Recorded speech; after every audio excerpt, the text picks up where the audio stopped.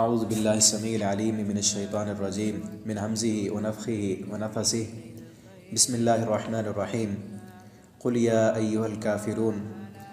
سورۃ الکافرون، اس کی فضیلت کئی احادیث میں مروی ہے۔ نبی کریم صلی اللہ علیہ وسلم اس سورت کو بھی بار بار روٹین میں آپ صلی اللہ علیہ وسلم پڑھا کرتے تھے۔ آپ صلی اللہ علیہ وسلم فجر کی 2 سنتوں میں پہلی رکعت میں سورۃ الکافرون پڑھتے اور دوسری رکعت میں سورۃ الاخلاص کی تلاوت فرماتے۔ اسی طرح مغرب کی بعد والی 2 سنتوں میں بھی پہلی رکعت میں سورۃ الکافرون کی تلاوت فرماتے اور دوسری رکعت میں سورۃ الاخلاص کی تلاوت فرماتے تھے۔ وطر کی آپ صلی اللہ علیہ وسلم دوسری رکعت میں سورۃ الکافرون کی تلاوت فرماتے، اور اسی طرح آپ صلی اللہ علیہ وسلم طواف کی 2 رکعتوں میں بھی سورۃ الکافرون اور سورۃ الاخلاص کی تلاوت فرمایا کرتے تھے۔ تو ہم بھی جب یہ صبح کی سنتیں پڑھیں، مغرب کی سنتیں پڑھیں اور اللہ رب العالمین ہمیں بیت اللہ کا طواف کرنے کی توفیق عطا فرمائے، میری یہ دعا ہے اللہ تعالیٰ تمام ناظرین کو بار بار اپنے گھر کا طواف، حج، عمرے کرنے کی توفیق عطا فرمائے۔ تو جب آپ وہاں جا کر طواف کی 2 رکعتیں پڑھیں تو ان میں بھی پہلی رکعت میں سورۃ الکافرون، دوسری رکعت میں سورۃ الاخلاص آپ صلی اللہ علیہ وسلم کی یہ سنت ہے، اسے پڑھنا چاہیے۔ تو ایسے یہ معلوم ہوتا ہے اس سورت کی بڑی اہمیت اور فضیلت ہے، اس کے معنی اور مفہوم پر غور کرنے کی ضرورت ہے۔ اسی طرح ایک صحابی آپ صلی اللہ علیہ وسلم نے اس صحابی کو حضرت فروہ بن نوفل رضی اللہ تعالیٰ عنہ، طبرانی کے اندر روایت موجود ہے، سلسلہ احادیث الصحیحہ میں بھی ہے کہ آپ صلی اللہ علیہ وسلم نے انہیں بتایا کہ رات کو سونے سے پہلے سورۃ الکافرون پڑھ لیا کر، یہ شرک سے برات ہوگا۔ اور مسند احمد کے اندر ایک روایت کے الفاظ ہیں کہ انسان دنیا میں، زندگی میں، دن میں کچھ ایسے لفظ بولتا ہے جن لفظوں سے شرک ہوتا ہے، لیکن انجانے میں زبان سے وہ لفظ ادا ہو جاتے ہیں۔ تو رات کو سونے سے پہلے اگر سورۃ الکافرون کی تلاوت کر لے گا تو اس شرک کے جو الفاظ انجانے میں ادا ہو گئے، اللہ رب العالمین اس سے ان کی برات لکھ دیں گے، ان الفاظ سے برات لکھ دی جائے گی۔ تو چلیں شروع کرتے ہیں۔ اللہ تعالیٰ فرماتے ہیں، قل، اے میرے نبی آپ کہہ دیجئے، یا ایھا الکافرون، اے کافرو،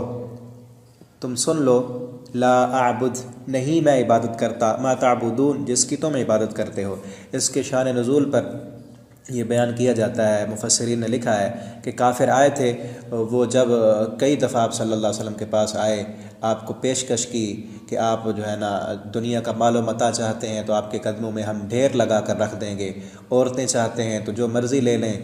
لیکن ہمارے ساتھ آپ ہمارے معبودوں کو برا بھلا نہ کہیں۔ تو ان میں سے ایک یہ بھی تھی کہ آپ ایک دن ہمارے معبودوں کی عبادت کریں گے، ہم بھی آپ کے معبود کی عبادت کریں گے۔ تو اللہ رب العالمین نے فرمایا یہ سودے بازی ہمیں منظور نہیں ہے، ان سے کہہ دو، لا اعبد، نہیں میں عبادت کرتا، ما تعبدون، جس کی تم عبادت کرتے ہو، ولا انتم، اور نہیں ہو تم،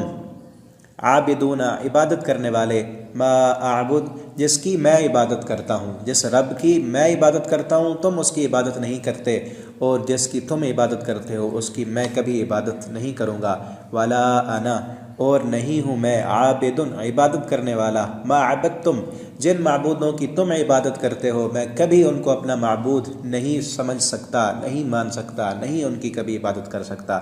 ولا انتم، اور نہیں ہو تم، عابدون، عبادت کرنے والے، ما اعبد، جس کی میں عبادت کرتا ہوں، لکم دینکم ولی دین، تمہارے لیے تمہارا دین اور میرے لیے میرا دین۔ مسلمان بننا ہے، مومن بننا ہے، ایک رب کی عبادت کرنی ہے تو سب معبودوں کو چھوڑنا پڑے گا۔ اس لیے ہمارے کلمے کا بھی یہی لفظ ہے کہ لا الہ، کوئی معبود نہیں، پہلے معبودان باطلہ کی سب کی نفی، پھر الا اللہ ہے، پھر اللہ ایک ہے۔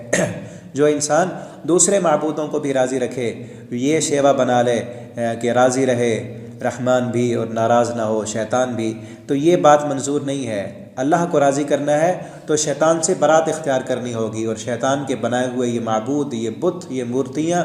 یہ حجر و شجر، ان سب کو چھوڑ کر ایک اکیلے اللہ رب العالمین کی عبادت کرو گے تو وہ قابل قبول ہے۔ ورنہ ایک دن مسجد میں اور ایک دن مندر میں، ایک دن اللہ رب العالمین کے سامنے سجدے کر لیے، اللہ سے بھی دعائیں مانگ لیں، اور پھر بزرگوں کے پاس بھی چلے گئے، وہاں پر بھی جا کر نذرانے دیے اور یہ کہا کہ اللہ ہماری سنتا نہیں، ان کی موڑتا نہیں، یا ان کے وسیلے اور طفیل سے ہمیں ملے گا، تو ایسی چیزیں منظور نہیں ہیں۔ اکیلے اللہ کی عبادت کرو۔ اللہ رب العالمین ہم سب کو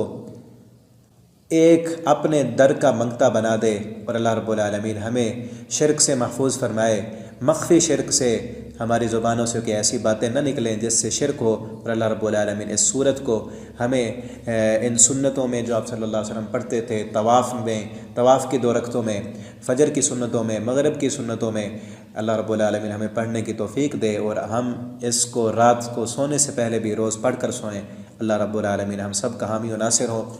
والسلام علیکم ورحمۃ اللہ وبرکاتہ۔